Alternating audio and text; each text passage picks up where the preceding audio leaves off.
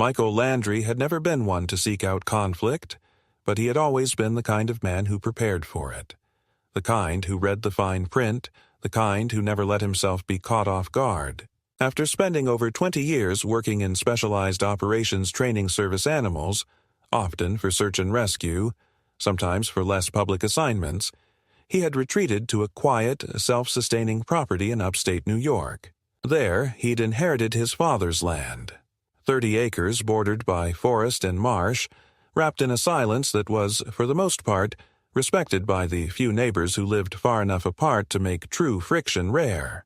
His house, modest and fortified in practical ways, sat at the center of a cleared radius, surrounded by tall trees and a narrow private road that he maintained himself. A worn wooden sign with hand-painted white letters marked the property line. Private land, no entry without permission. For over a decade, no one had dared to test that. Until Karen Delano moved in. She had come from Westchester, or so the neighbors said, bringing with her a sharp taste for order and a brand-new SUV that she parked diagonally in her pristine driveway. Karen had the kind of smile that never reached her eyes and a clipboard permanently tucked under one arm, always ready to point out what she believed was wrong. Unmowed verges, non-standard mailbox heights, the audacity of solar panels on roofs she didn't own. She had no formal authority over Michael's property, which lay outside the small community's administrative oversight, but that didn't stop her from acting like she did. Her first complaint had come only weeks after moving in.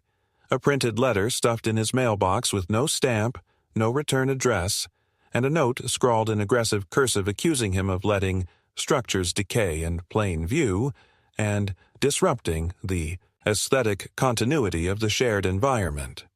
Michael had crumpled it and tossed it in the burn barrel without a second thought. But Karen wasn't someone who took being ignored lightly. When Michael's daughter Zoe arrived with her 1-year-old son, freshly divorced and exhausted, Karen's focus sharpened. Zoe was not the problem type. She kept to herself, helped in the garden, and had even converted a trailer into a compact living space parked discreetly near the edge of the property, using the generator and water lines Michael had set up long ago for mobile training operations. Still, it didn't take Karen long to find something to object to. The trailer, she claimed, was non-compliant. The property, she insisted, had been zoned decades ago as permanent residence only, a statement Michael knew was both untrue and unenforceable on his land. But Karen didn't need facts. She needed control. When she realized she couldn't get what she wanted through suggestion, she tried intimidation. It started subtly. A drone buzzing overhead one afternoon as Zoe was hanging laundry. Footprints left at the gate. Too small to be Michael's, too recent to be from the meter reader. Then came the noise complaints, lodged anonymously with the county, citing disturbances late at night, though Michael and Zoe went to bed by 10. And then the accusation that there were animals being bred on site for profit, a blatant attempt to leverage Michael's old kennels as evidence of illegal activity. When inspectors arrived, he greeted them calmly, showed his licenses, and watched them leave with an apology. Still, the effort had been made.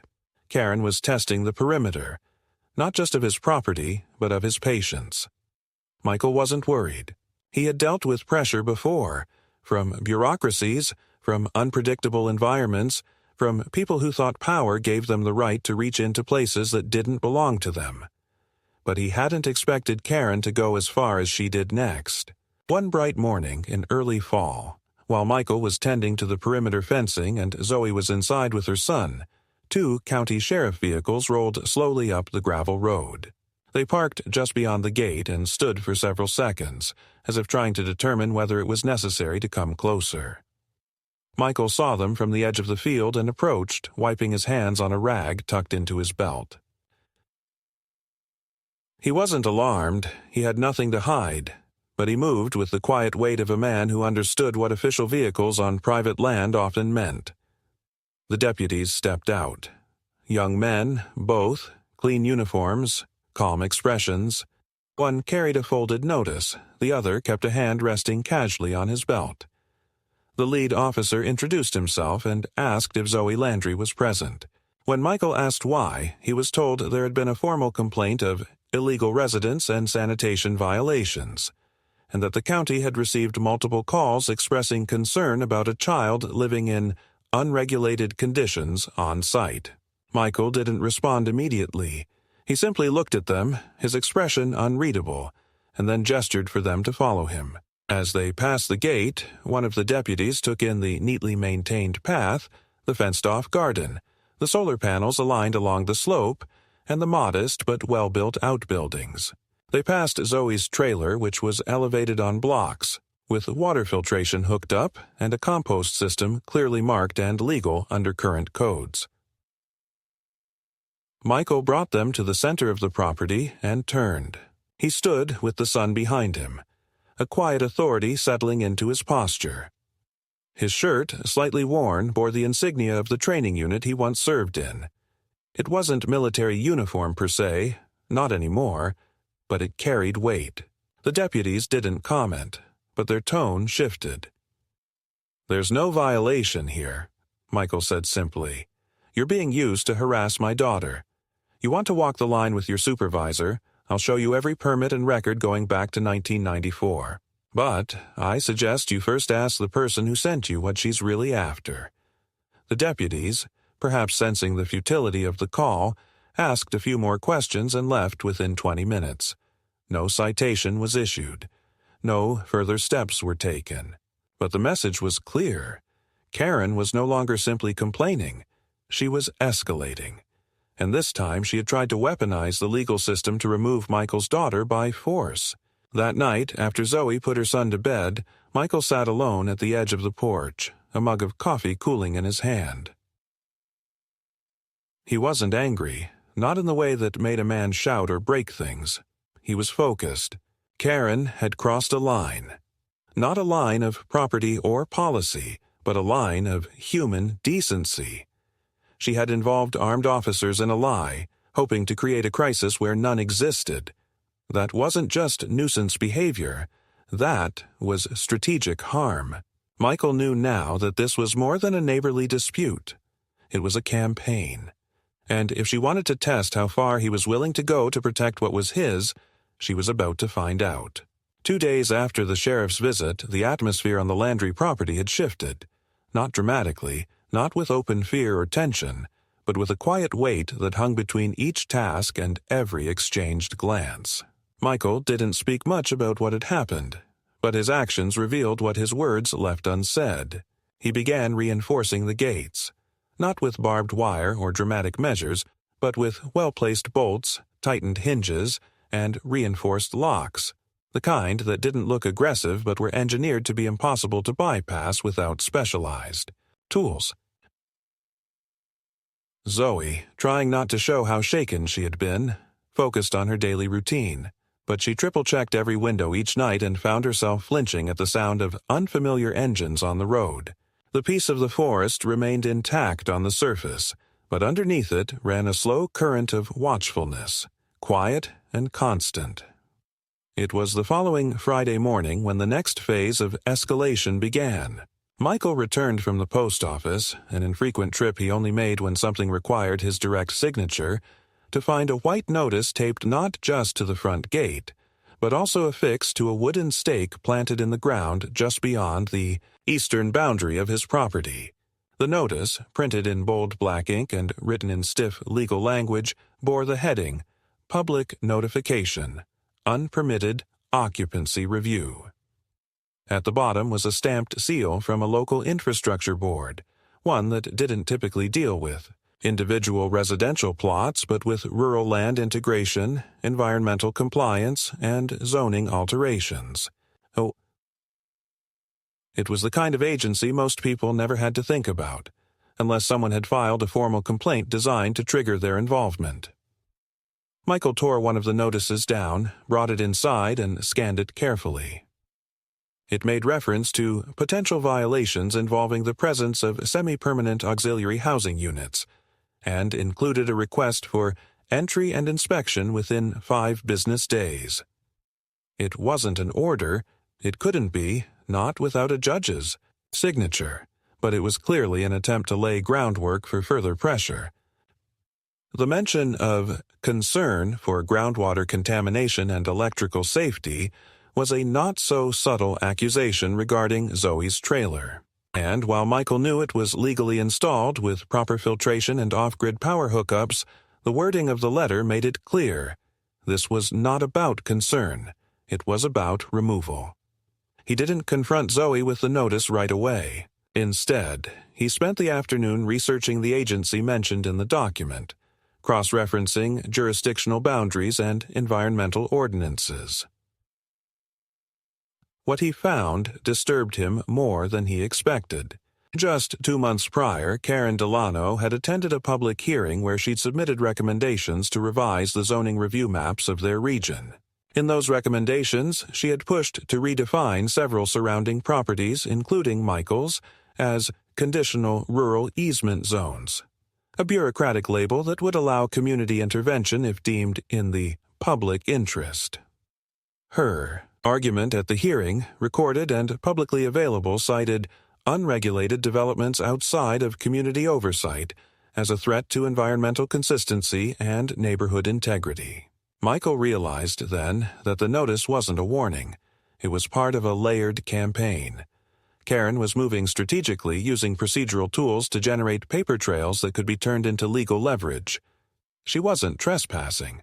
She was rewriting definitions. That evening, he shared the notice with Zoe. She sat on the edge of the porch steps, reading it twice, then looking up at her father, her expression carefully neutral, but her hands visibly trembling. "Do they really think they can come on the land?" she asked quietly. Michael didn't answer right away. He knew that legally they couldn't, not without a court-issued order or evidence of actual environmental damage. But he also knew that bureaucracy had a way of acting first and asking questions later. He explained the situation to her plainly, without sugarcoating, and told her what he planned to do. He would file a formal objection, with accompanying documentation proving compliance with all relevant codes, and he would do it through an attorney, not through online forms or a phone call. He'd retain someone from outside the county, someone without ties to Karen or the administrative web she was trying to spin. The next morning, he drove to the nearest town with a law office that handled rural zoning disputes. The woman he met, attorney Claudia Brandt, had a sharp mind and a blunt manner. She listened carefully as Michael laid out everything: the complaints, the sheriff's visit, the notices. She asked for photos, maps, permits, and a copy of Zoe's trailer installation records.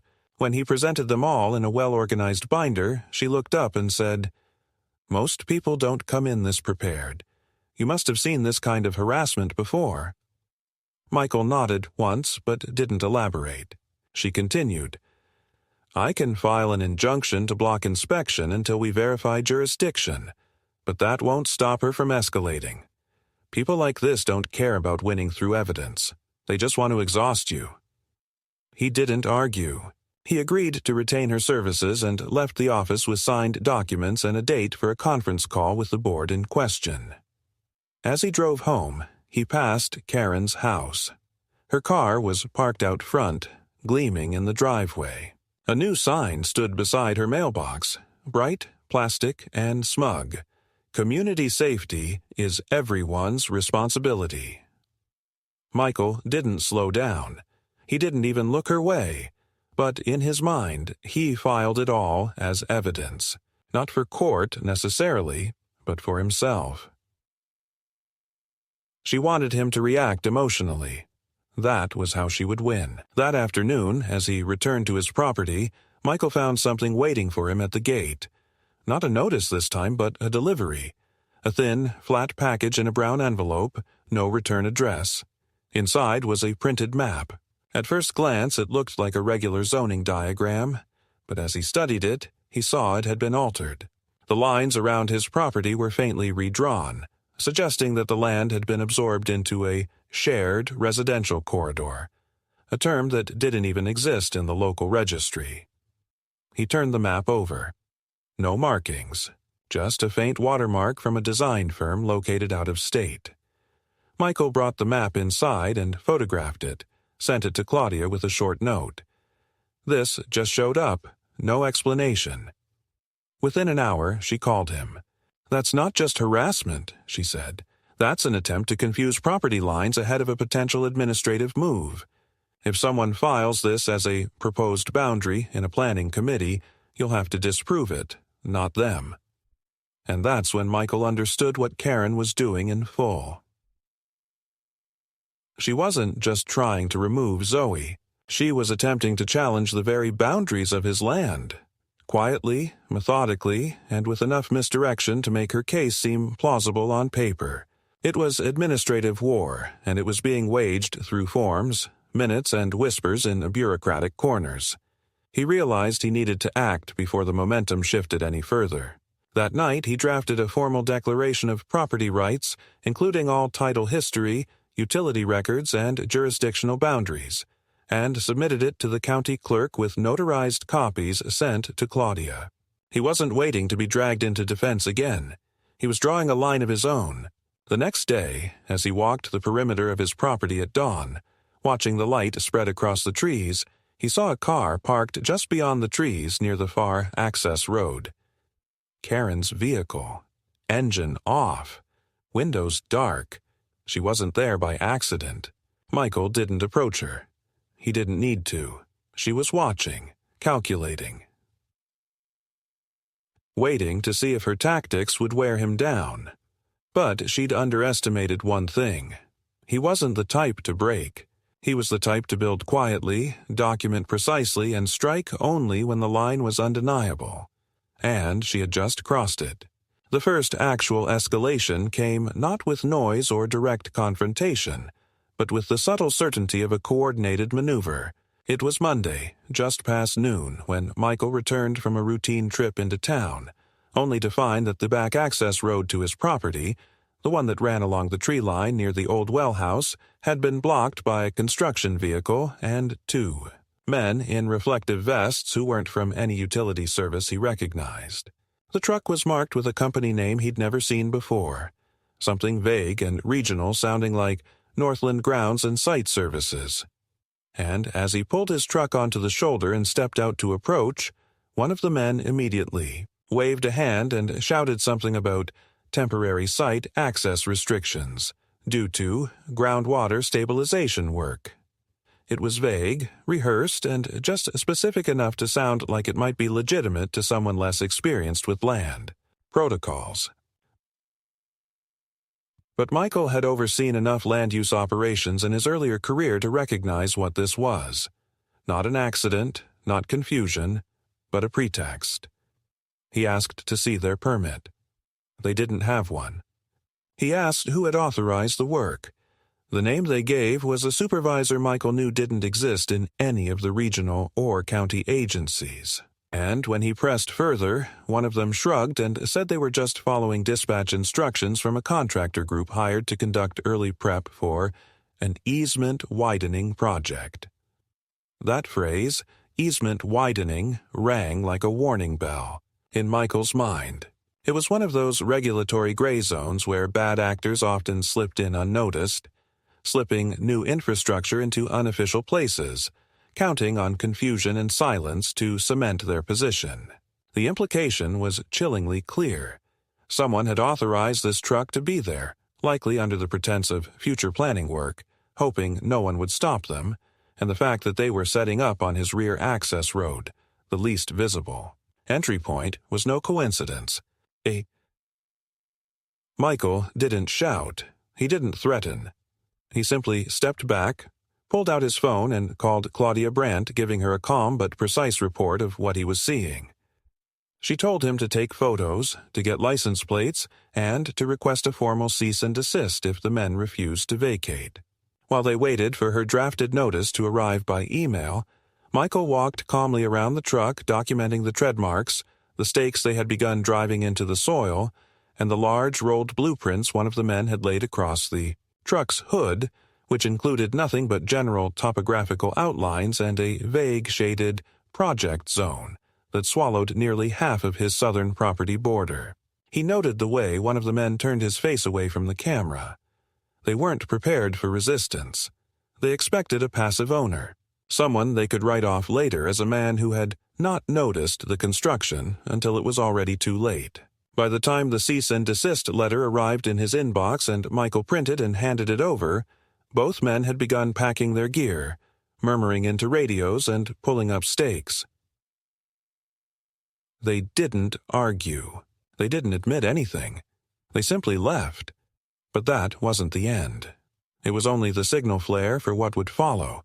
That night, as rain began to drift across the canopy in soft, heavy drops, Zoe called Michael out to the trailer in a tight voice, holding a laminated card she'd found stuck under the edge of the trailer's wheel well. It was a contractor's identification badge, fake, as it turned out, but it had the name of a real agency subcontracted by the county on unrelated projects. Attached to it was a printed note folded once and taped shut. When Michael opened it, he found a message written in short, tight print. "You're overextending. There are easier ways to let go." No name, no return address. Just a subtle warning meant to sound helpful, like a hand on the shoulder urging retreat. Michael didn't say much. He took the card inside, photographed it, and added it to his file.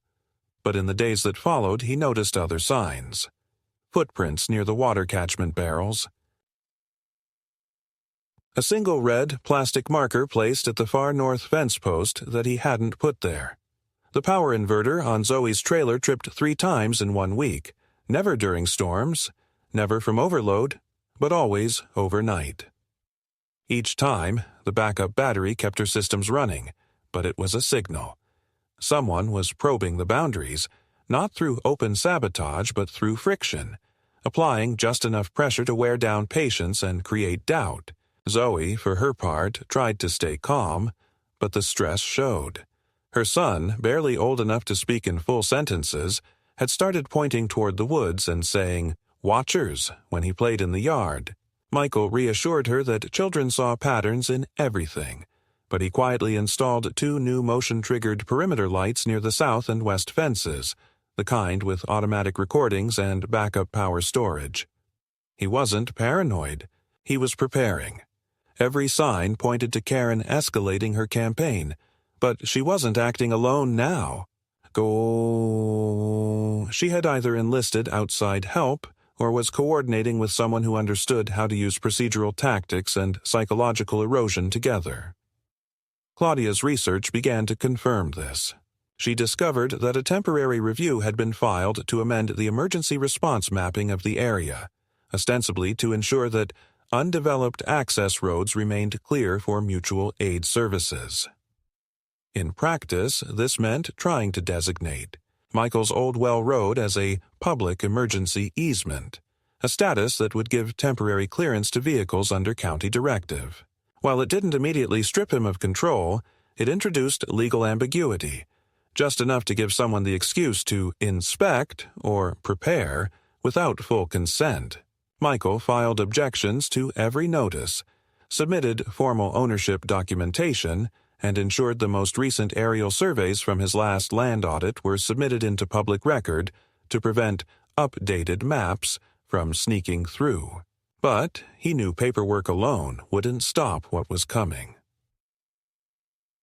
Karen was laying a case, one she could present as a community concern, and one she hoped he would grow too tired to resist. Then came the mail issue. Zoe noticed it first. 3 letters from her bank, all marked urgent, arrived opened. One envelope was missing entirely, and a replacement card she'd been expecting never came. Michael took the issue to the local postal office where the clerk, an older woman with sharp eyes, quietly told him that a local complaint had been filed about suspicious deliveries to his address and that mail had been flagged for internal routing, verification. It was a bureaucratic excuse, but Michael understood the implication. Someone had used internal channels to justify interference. This wasn't just neighborhood politics anymore. It was targeted obstruction. But the worst came later that week. Michael received an official letter from the Office of Family and Child Services. It was phrased gently, but its purpose was clear. They had received an anonymous tip claiming that a minor was living in conditions inconsistent with public safety guidelines, and that a wellness check would be scheduled for the following week. Michael felt his stomach twist as he read it. Not from guilt, he had nothing to hide, but from fury at the method. Karen had gone beyond trying to remove Zoe. She was trying to criminalize her. He called Claudia immediately. She reassured him that the agency had no reason to take any action unless clear neglect or danger was found, and that his legal position was sound. But the damage had already begun, not to their case, but to their sense of stability. Zoe couldn't sleep. She worried about what a stranger might decide in a moment of institutional caution, and Michael, who had spent his life preparing for threats he could anticipate, track, and counter, was now grappling with a threat made entirely of paperwork and shadows. Yet even as he felt the pressure mounting, Michael never panicked. He reinforced the boundaries, gathered every receipt, every dated inspection report, and began creating a timeline. One not for social media or publicity, but for the eventual courtroom he suspected they'd be dragged into. He wrote down everything, from the moment Karen moved in to the second the unauthorized truck rolled onto his road. And then he did something Zoe didn't expect. He called a private land use mediator, someone retired from the state planning board, and paid him for a consultation, not to intervene, but to explain what was coming. The man was blunt. She's trying to push you to react. If you overstep, you'll look like the aggressor. If you do nothing, she wins. But if you document, respond through process, and keep her from triggering escalation, you'll hold your ground. Just know, it's going to get worse before it gets better. Michael nodded. He already knew that. And so, as the week ended and more notices arrived, and another false delivery was made to a name no one on the property recognized, he kept moving forward. Not angrily, not recklessly, but with the steady hand of someone who had lived through worse, and who understood that sometimes the only way to win a fight like this was to never stop building your case, brick by quiet brick, until it was the wall your enemy couldn't climb.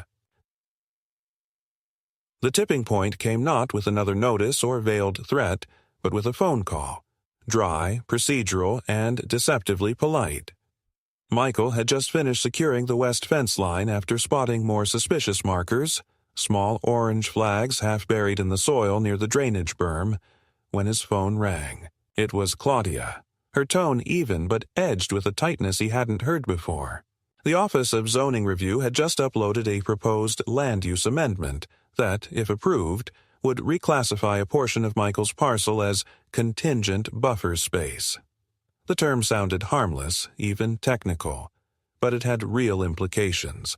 Under such a classification, the land could be declared non-residential transitional territory, subject to inspection, modification, and partial administrative oversight if deemed necessary for broader developmental interests.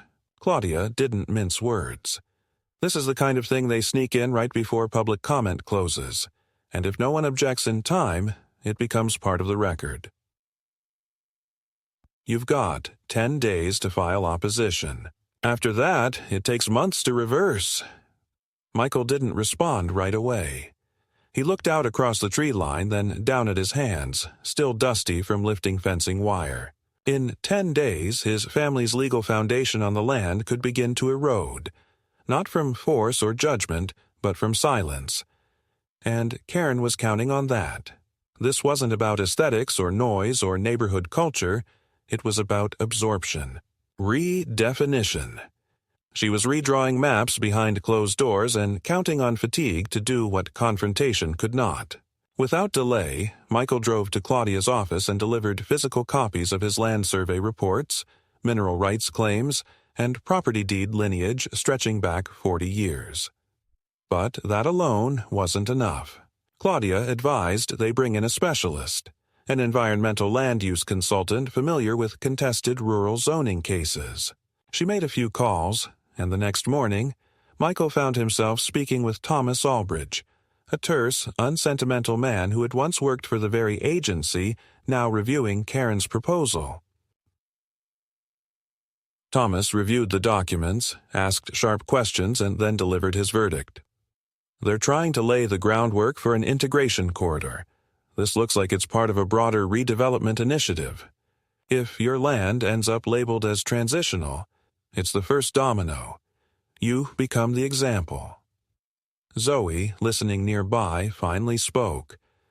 So, what do we do? Her voice was strained but clear. Thomas replied without hesitation. You document everything. Every encroachment, every misfiled document, every moment that shows an intention to bypass due process. You don't just defend your property. You build a counter-narrative so complete it cannot be ignored. And Michael did.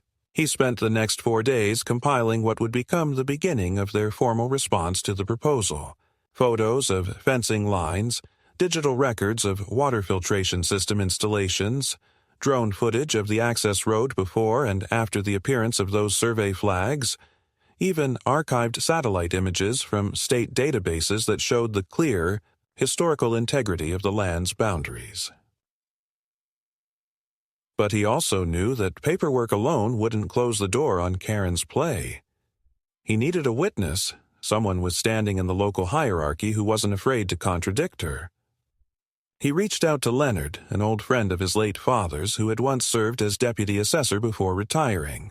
Leonard had kept quiet when Karen first arrived in the area, wary of local politics, but when Michael laid out what had been happening, the mail tampering, the zoning proposals, the child welfare call, something in Leonard shifted. I knew her husband, you know, he said quietly. He kept her in check, but he's been gone 5 years, and she's been clawing for influence since. Leonard agreed to submit a signed affidavit confirming that the Landry property had never once been part of any administrative review zone or buffer territory, and that any change would constitute a historical revision, not a clarification. It wasn't a silver bullet, but it was another piece of steel in the wall Michael was building. By the 7th day, Michael and Claudia had assembled a submission package with a volume of detail few citizens ever compiled. But while the paperwork built the defense, something else was shifting underneath. Zoe had begun checking in with neighbors, quietly, cautiously, and without making accusations, just to gauge whether they, too, had experienced any pressure.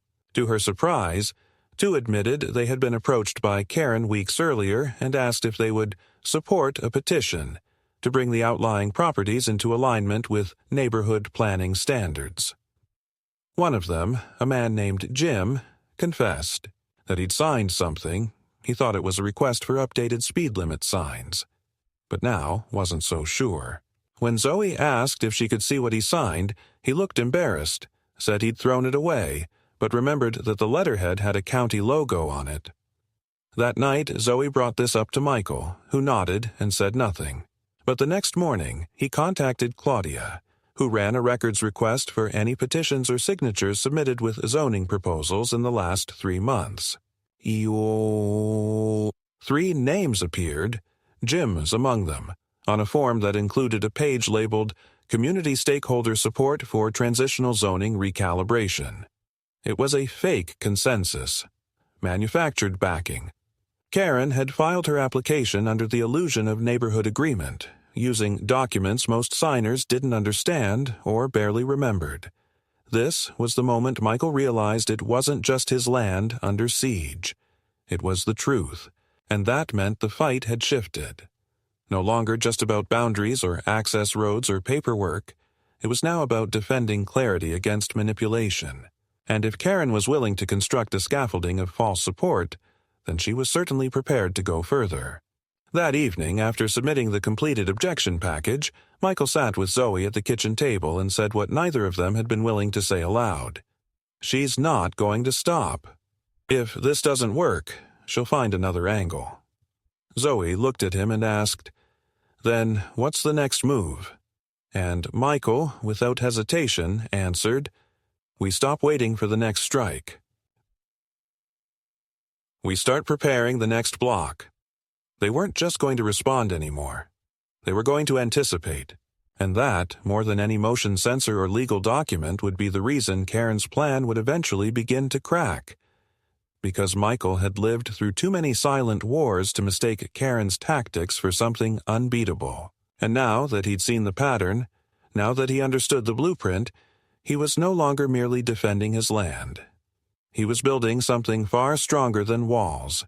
If Karen's early tactics were precise, calculated moves to unsettle, confuse, and legally isolate the Landry property, then what followed after the formal objection submission was her shift toward attrition. A campaign designed not to shock, but to wear down resolve through repetition, complexity, and psychological fatigue. It began just 48 hours after Michael's attorney filed the official rebuttal to the zoning reclassification.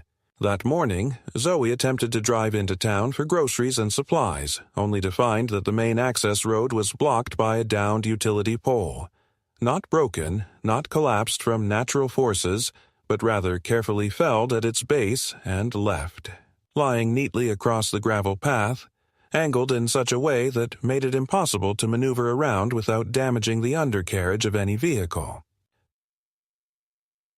There were no storm reports, no high winds the night before, and upon closer inspection Michael found that the pole had been cut cleanly, not snapped. A chainsaw had done the job, likely with a steady hand and knowledge of where the underground lines were placed, because the wires had been carefully detached and coiled to the side. It was deliberate, not chaotic. He reported it to the county utility office, who promised to send a technician within 72 hours. Michael didn't wait. He cleared it himself using his chainsaw and a winch mounted to the back of his truck. But the message had been delivered clearly.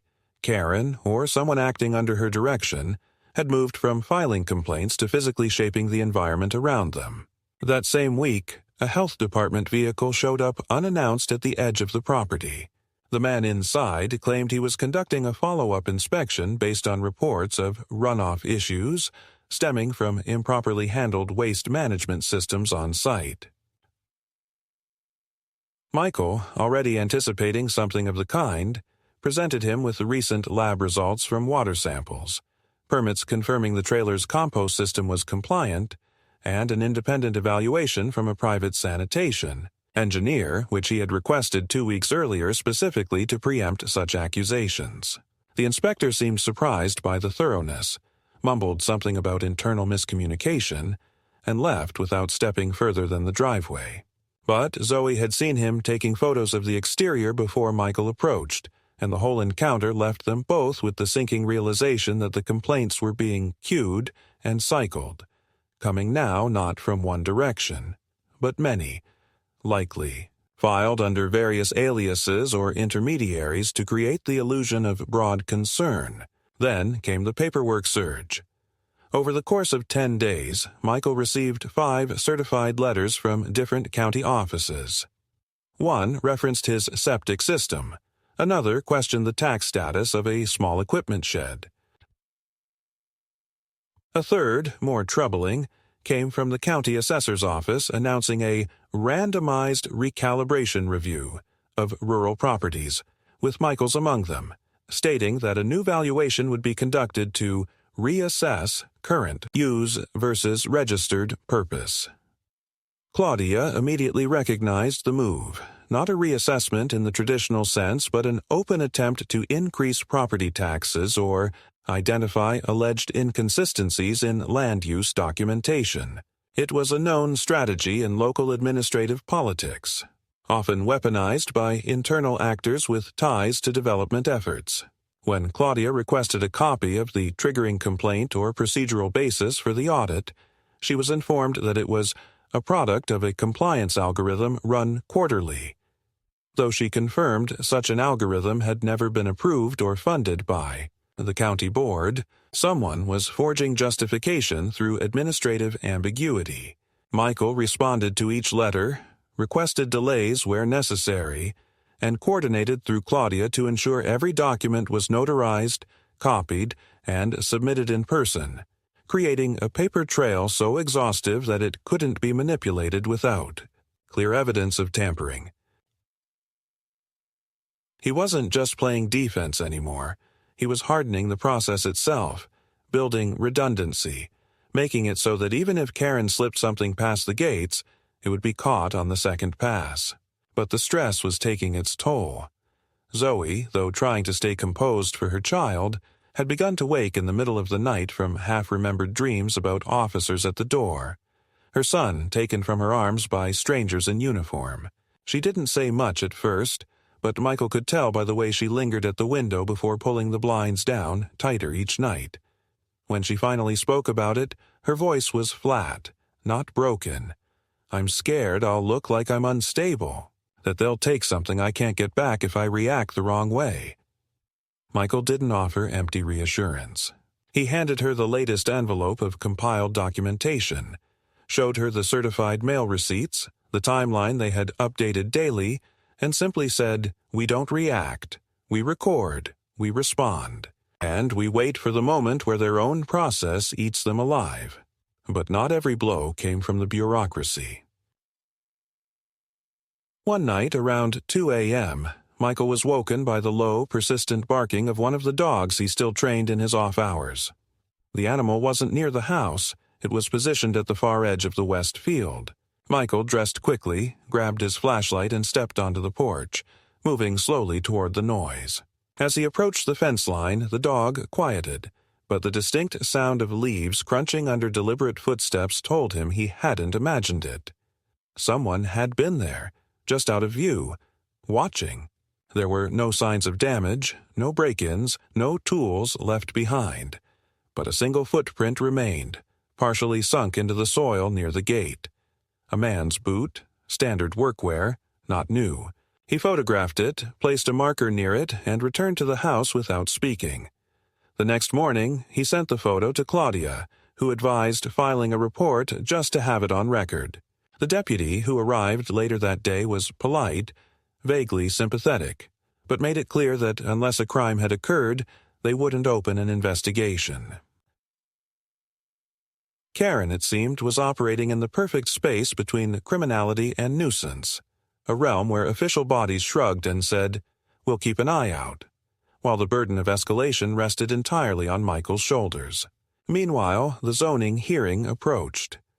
Karen had filed a request for review on the same day Claudia submitted the formal objection, an aggressive move that triggered a mandatory public forum to be held at the Regional Administrative Building.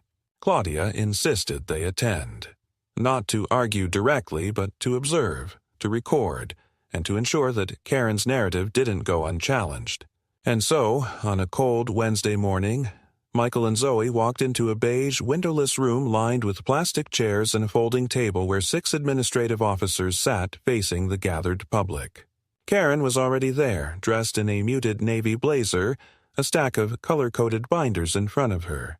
She spoke first when the time came, delivering a carefully rehearsed statement about long-standing concerns related to unregulated development, public safety inconsistencies, and the need for environmental coherence in transition zones. She never named Michael or Zoe directly. She didn't have to. Her language was surgical. She referenced residential inconsistencies within community-adjacent lots, patterns of behavior inconsistent with stewardship, and limited but troubling reports regarding minor inhabitants in structurally ambiguous dwellings. The subtext was clear. These people don't belong, and the system should make them go away. When Claudia was called to speak, she didn't refute Karen's claims point by point. She didn't take the bait. Instead, she calmly laid out the timeline, the official documents, the third-party assessments, the survey records, and the signatures collected under false pretenses. Then she said, "We are not here to speculate about community dynamics. We are here to remind the board that the law does not function based on perception, but on proof. And to date, there is no proof that the Landry property is in violation of any statute." There was a moment of silence. The board didn't rule that day. They never did in open forum. But something shifted in the room. Not dramatically, not decisively, but perceptibly. Karen's composure cracked for a second when she realized her arguments hadn't landed cleanly. Her gaze flicked toward Michael, not with triumph, but with calculation. This wasn't the end. She was already moving to her next tactic, and she wouldn't wait long. The next day, Michael received a call from a woman at the regional planning office. Her voice was rushed, nervous. She didn't give her name. She just said, "Someone's trying to fast-track a compliance review with law enforcement presence. Your property's on the list. I wasn't supposed to tell you." Then she hung up. No ID. No trace. Michael stood in the silence of his kitchen, the walls suddenly colder than before, and realized what was coming next wasn't legal. It was enforcement. And this time, uniforms would be involved. The call didn't leave Michael with fear. It left him with clarity.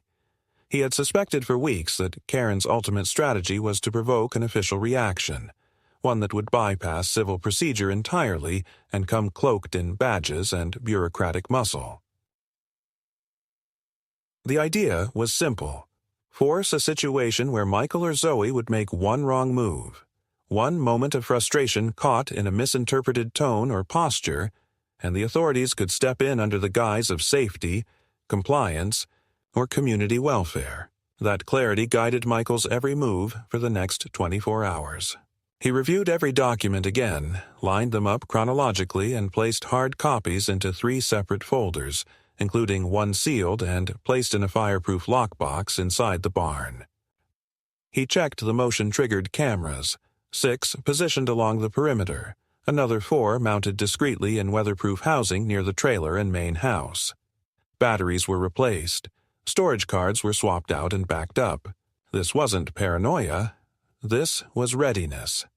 He had seen too many good people in his past life lose everything because they assumed things would resolve with reason alone. Zoe, meanwhile, sensed the shift. She didn't ask questions, not directly, but her silence grew more deliberate, her movements more measured. She wore the baby strapped to her back as she worked outside, checking the vegetable beds and taking down the laundry before sunset. She didn't linger past the fence line. She didn't engage with passing cars. Even the dog had changed, alert longer, barking quicker, no longer lounging in the sun but lying near doorways as if waiting for a command. Michael said little to Zoe that evening beyond the essentials, but before bed he handed her a written copy of emergency instructions: where to go, who to call, how to retrieve the backup drive from its hidden casing under the workbench in the barn.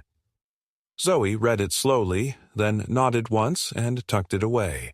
It happened the next morning at 7:14 a.m. Michael had just poured his first cup of coffee when the sound of gravel under heavy tires rolled up the main road. Not one, but 3 vehicles. One marked sheriff's SUV, one county health department van, and a third unmarked black truck, newer, state-issued. They parked parallel along the edge of the drive, deliberately blocking any exit. 5 figures stepped out.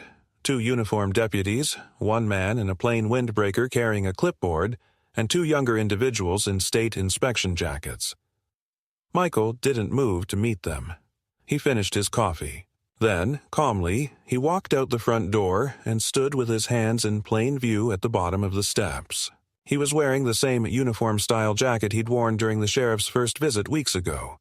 Not military regulation, not tactical, but unmistakably the garment of someone who had trained in command and control. It was not a show. It was identity. It was posture. One of the deputies immediately addressed him by name, explaining they were responding to a multi-departmental review request filed by the public safety liaison in response to multiple health and environmental concerns. No names were mentioned, but Michael didn't need them to be. He asked to see the documentation. The man with the clipboard stepped forward, presenting a packet of printed forms bearing multiple department headers: public health, environmental review, structural integrity oversight. At the top of one page was a highlighted phrase: child at risk due to structural deficiencies in unauthorized dwelling. It was the culmination. Karen had spent months building the narrative, layering anonymous claims, false zoning maps, ambiguous photographic evidence. And now, these visitors weren't acting on a whim. They believed they were intervening in a crisis. Michael didn't argue. He didn't confront. He asked one question. "Do you have a signed warrant for entry onto private land?" The man hesitated. The lead deputy spoke next cautiously. "We're acting under emergency jurisdictional review, which allows for immediate welfare verification in cases of—" Michael cut him off, politely but firmly. "This is private property. The child is legally registered at this address. No report has been substantiated. I have complied with every agency request, and, unless you present a signed warrant, I will not authorize entry." The tension was immediate. One of the younger inspectors shifted uncomfortably. The deputy exchanged a look with the man in the windbreaker, who stepped back to his truck, made a phone call, and returned 5 minutes later with a change in tone. "We'll return with the appropriate paperwork," he said. "But if there is a safety issue, you'll be held accountable for delay." Michael nodded once. "I'm accountable to the law, not to rumor." They left without incident, but not without results. Zoe had watched the entire exchange from inside the trailer. Her hands were clenched at her sides, knuckles white. When she stepped out afterward, the only thing she asked was, "Did you record it?" Michael nodded. Every camera had been active. Every word, every hesitation, every vague assertion preserved. This time they had overreached, arrived unannounced, without proper legal grounding, acting on fabricated urgency. Claudia responded within the hour. "That's your leverage. They acted outside protocol. That's provable misconduct. We submit an immediate grievance, and we put your narrative first, before they try to sanitize theirs." The next 48 hours were a flurry of motion. Claudia filed formal complaints with the State Review Board and the Civil Oversight Committee. She delivered footage, transcripts, and a notarized affidavit of the encounter. Simultaneously, Michael mailed copies of his compiled documentation to 3 external legal advisors, including one with experience in federal civil rights litigation. This wasn't about compensation. It was about fortifying the record. And then something unexpected happened. 3 days later, an envelope arrived. Hand-delivered, no return address. Inside was a single sheet of paper. On it, a message typed in 12-point font. She overstepped. "I never agreed to that last part." No signature, no indication of who sent it. But Michael understood what it meant. Somewhere inside Karen's growing web, someone had cracked. Maybe it was one of the inspectors. Maybe one of the neighbors who had lent their name too casually. It didn't matter. The point was that Karen had finally breached the confidence of her own circle. The campaign had grown too bold. Too obvious. Michael didn't respond. He didn't investigate. He logged the letter, photographed it, and added it to the record. By the end of the week, the planning board announced an internal review of Karen's zoning proposal. A third-party mediator had been appointed. The review process was frozen. No new activity would be approved or enforced until the matter was resolved. Karen went silent. No more visits, no more flags. No more nighttime cars idling near the property's edge. But the damage had already been done. She had played her hand too aggressively, believing that exhaustion and intimidation would win her the land. What she hadn't accounted for was that the man she was trying to push out had lived a life measured by pressure, calculated in long games, and tempered by the knowledge that real control wasn't a matter of force, but of preparation. For the first time in months, Zoe slept a full night, and Michael stood on his porch beneath the cold starlight, hands folded behind his back, knowing they had turned the tide not by fighting louder, but by standing still when others rushed forward, and by letting silence speak for the truth when everyone else depended on noise. In the weeks that followed the aborted enforcement attempt, a strange stillness settled over the Landry property. Not peace, not yet, but something that resembled the cautious pause before a final move is made on a chessboard.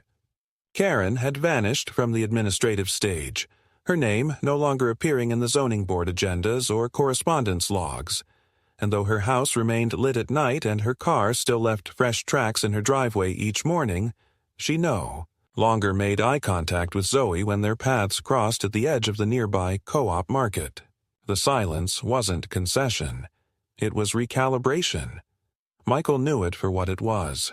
He had seen adversaries retreat not out of defeat but to realign, to calculate what could still be salvaged after a failed maneuver. But this time, she wouldn't find the ground as soft. Claudia's filings had triggered a preliminary ethics review into her past petitions, and several quiet corrections had begun appearing in county databases. Language previously altered to favor the reclassification initiative was now marked for audit, and more than one inspector had been placed on temporary reassignment while internal justifications were investigated. It was bureaucracy's way of admitting something had gone wrong without saying it out loud.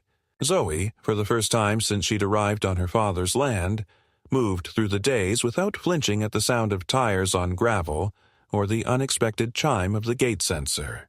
Her son played freely now, no longer tugged away from the tree line the moment he drifted too close to the fence, and when the family sat for dinner, their conversations turned not to the next threat, but to planting schedules, livestock options, and whether the greenhouse roof would hold another winter's weight. But the most unexpected moment came in the form of a letter, hand-delivered not to Michael's property but to Claudia's office.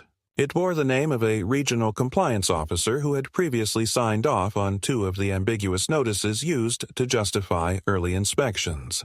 In the letter, the officer admitted that certain review forms had been altered after submission, and that his original concerns had been contextualized in ways he had not intended. It wasn't a confession in legal terms, but it was enough for Claudia to secure an official withdrawal of one of the reports that Karen had used to justify her push for transitional designation. The document had been foundational. With it removed, the structural argument behind Karen's campaign collapsed. The zoning board issued a statement declaring the review resolved without reclassification, and the Landry property was formally restored to its original standing, with a note of no further action recommended. Michael didn't celebrate. He simply filed the statement alongside all the others, a quiet final brick in the wall he had built. But perhaps the most unexpected moment came weeks later when Leonard, the retired assessor and longtime family friend, stopped by with a thermos of coffee and an old photo album under his arm. He sat with Michael on the porch and opened it to a page marked with a faded Post-it note. A photo of Michael's father, standing at the edge of the same field, shaking hands with a much younger Leonard in front of the freshly erected boundary fence. That was the day the county confirmed the property lines, Leonard said, his voice rough but steady. Your father told me this land stays free. Not because it's hidden, but because it's seen. You honored that, Mike, even when they tried to erase it. Michael nodded, and for the first time in months allowed himself a quiet smile. Zoe, watching from the doorway, understood what it meant. They hadn't just defended dirt and timber, they had preserved a truth, a line between what was real and what was constructed by pressure, fear, and influence. And as summer crept toward fall and the fields turned gold with light, the land no longer felt like a fortress. It felt like home again. The battle hadn't been won with a final blow, but with thousands of decisions made in restraint, in patience, in the knowledge that the loudest claim in the room didn't always carry the most weight. Sometimes it was the one with the cleanest record and the deepest roots. And as for Karen, she remained just up the road, her movements now subdued, her reach diminished.